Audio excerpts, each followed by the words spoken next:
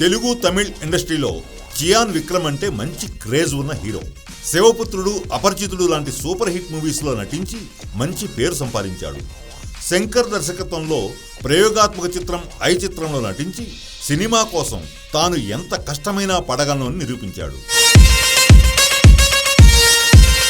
అయితే సంచలన దర్శకుడు శంకర్ ఐ తరువాత రూపొందిస్తున్న రోబో2 సినిమాకు రజనీ హీరో కాగా విలన్ గా విక్రమ్ ని తీసుకున్నట్లు ముందుగా వార్తలు వచ్చాయి. కానీ ఇప్పుడు రోబో2 సినిమాలో విలన్ గా విక్రమ్ ని తీసుకోవాలా వద్దా అని ఆలోచనలో చిత్ర యూనిట్ ఉన్నట్లు సమాచారం. ఎందుకంటే ఈ సినిమా ప్రపంచ స్థాయిలో విడుదల చేయాలనే ఆలోచనలో ఉండడం వల్ల విలన్ క్యారెక్టర్ కి బాలీవుడ్ నటుడిని తీసుకుంటే కలిసి వస్తుందని నిర్మాతలు ఆలోచనలో పడ్డారు అని సమాచారం.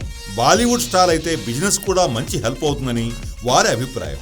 కాగా ఈ పాత్ర కోసం ఇప్పటికే కమల్, అమీర్ ఖాన్ లాంటి అగ్ర హీరోలను అడిగినట్లు, వారు సుముఖంగా లేనట్లు తెలిసింది. మరి బాలీవుడ్లో అయితే ఎవరు నటిస్తారో తెలియదు, కానీ ఆ పాత్రని విక్రమ్తో చేయించాలనే ప్లాన్లో ఉన్నాడట శంకర్.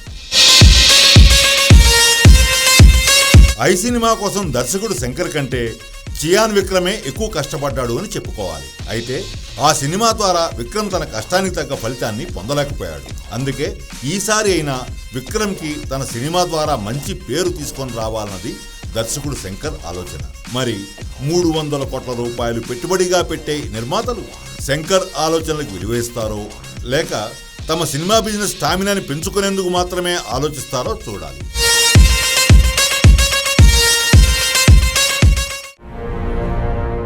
అమరేంద్ర, బాహుబలి, బల్లాల దేవ ఇద్దరు దేవసేనను ఇష్టపడతారు. బాహుబలినే ఇష్టపడుతుంది దేవసేన. నీకు రాజ్యం కావాలా, ప్రేమ కావాలా అని అడిగితే రాజ్యం విడిచి వెళ్ళిపోతాడు బాహుబలి. దేవసేనతో ప్రేమ, పెళ్లి, కాపురం వరకు కథ జరుగుతుంది. ఇదే సమయంలో మాహిష్మతి రాజ్యాన్ని పాలిస్తున్న బల్లాల దేవ ప్రజలను చిత్రహింసలు పెడుతుంటాడు. అతని పాలనపై ప్రజలు ఆగ్రహంతో రగిలిపోతుంటారు. ఇదే అదునుగా భావించి కాలకేయ తమ్ముడు